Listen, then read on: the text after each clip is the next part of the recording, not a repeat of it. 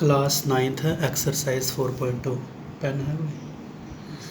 अच्छा सुनो, एक्सरसाइज 4.2 का first question, right the answer of each of the following question. तो ये एक्सरसाइज मैं बुक पे ही करवा दूँगा आपको। तो देखो इसमें जैसे कि पहला पार्ट है,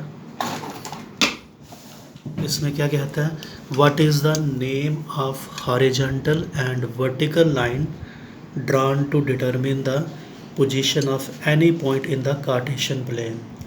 तो जो हमने हॉरिजॉन्टल और वर्टिकल लाइन ड्रा की होती हैं, अब ये हॉरिजॉन्टल और वर्टिकल लाइंस क्या होती हैं, ग्राफ में आप ड्रा करते हो ना, ये जैसे ये देखो, इधर देखो, एक्स एक्सिस और वाई एक्सिस। ये जो लाइन है एक्स एक्सिस, इसको कहा जाता है हॉरिजॉन्टल लाइन, और ये जो वाई एक्सिस है इसको कहा जाता है वर्टिकल लाइन।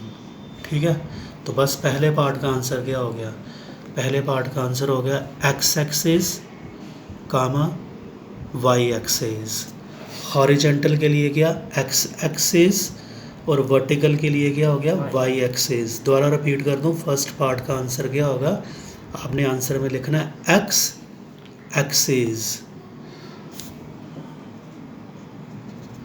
ऐसे इस तरह से एक्स डैश करके फिर आगे क्या लिखना है एक्सिस, फिर वाई एक्सिस, ये हो गया। ठीक है, सेकंड पार्ट है, what is the name of each part of the plane formed by these two lines. इन दोनों लाइंस के द्वारा, कौन सी दो लाइन, ये जो एक्स एक्सिस और वाई एक्सिस के द्वारा जो पार्ट्स बनते हैं उनको क्या कहा जाता है, कौन से पार्ट, ये वाला पार्ट, ये वाला पार्ट, ये वाला पार्ट और ये वाला पार्ट। दोबारा बना के बताता हूँ आपको, ये जैसे हमने एक्सिस बनाए, ये पार्ट बन गया, ये पार्ट, ये पार्ट, ये पार्ट और ये पार्ट। इनको क्वाड्रेंट कहते हैं। ये फर्स्ट क्वाड्रेंट होता है, ये सेकंड क्वाड्रेंट होता है, ये थर्ड क्वाड्रेंट होता है और ये फोर्थ क्वाड्रेंट होता है। तो सेकंड पार्ट नंबरिंग तो नहीं लिखनी है आपने, सीधा क्या लिखना है, क्वाड्रेंट लिख देना है। ठीक है,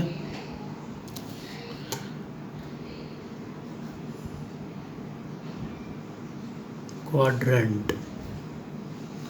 उसके बाद है third part, write the name of the point where these two line intersect. ये जो पॉइंट है यहाँ पे दोनों की दोनों लाइंस, कौन कौन सी लाइन, एक्स एक्सिस और वाई एक्सिस आपस में मिलती हैं, उस पॉइंट को क्या कहा जाता है, उसको कहा जाता है ओरिजिन कहा जाता है, ORIGIN, ओरिजिन। तो ये हो गया। क्वेश्चन नंबर 2 देखो,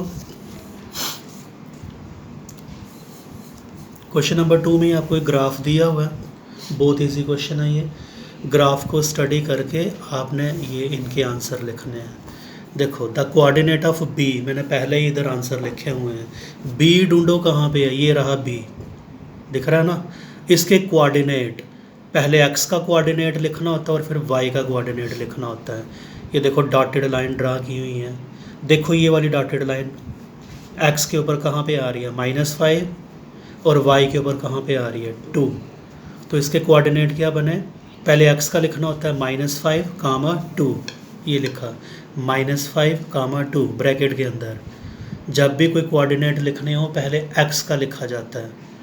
अब इसके बाद सेकंड पार्ट है सी के कोऑर्डिनेट। ग्राफ में ढूंढो सी कहाँ है, ये मिल गया सी।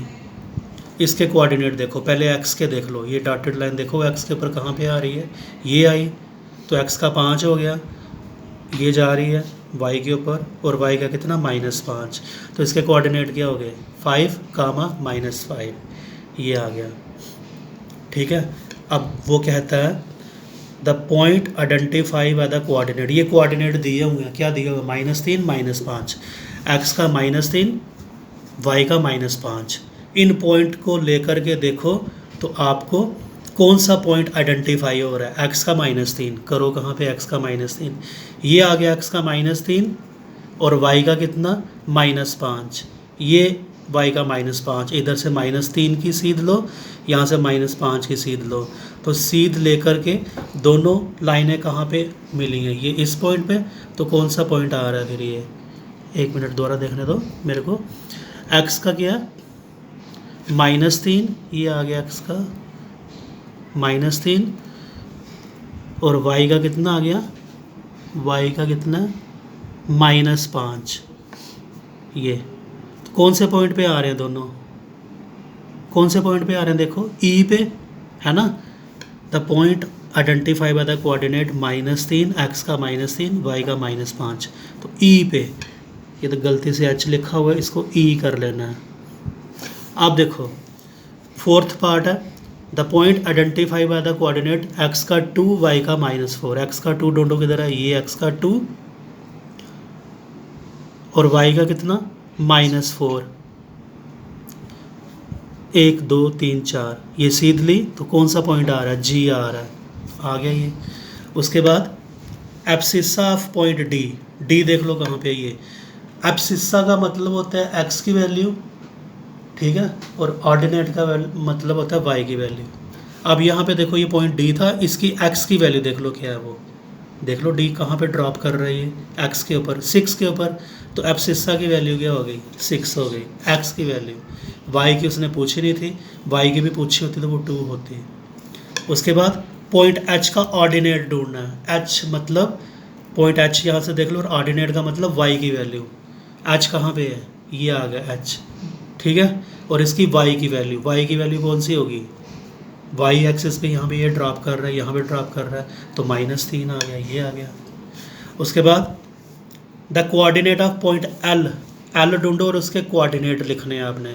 ये रहा L पॉइंट, दिख रहा है ना ये L, तो इसका x ढूंढना है और फिर y ढूंढना है। तो ये y के ऊपर पॉइंट आ रहा है, तो इसका x क्या होगा, 0, क्योंकि ये पॉइंट किसके ऊपर आ रहा है, y के ऊपर आ रहा है ना, तो y की वैल्यू तो मिल गई हमें 5, तो x की कौन सी होगी, फिर x की कोई मिली नहीं, तो वो क्या है, 0, तो पॉइंट क्या हो गया इसके, 0 5। उसके बाद एंड वाला पार्ट है इसका, the coordinate of point M, ये रहा जी M, ये किस पे आ रही है वैल्यू m की, x एक्सिस, तो ये x की वैल्यू हो गई, y की कोई दिखेगी नहीं आपको, तो y क्या हो गया, यहाँ पे 0 हो गया, तो पॉइंट क्या बना, -3 0, तो ये आ गया।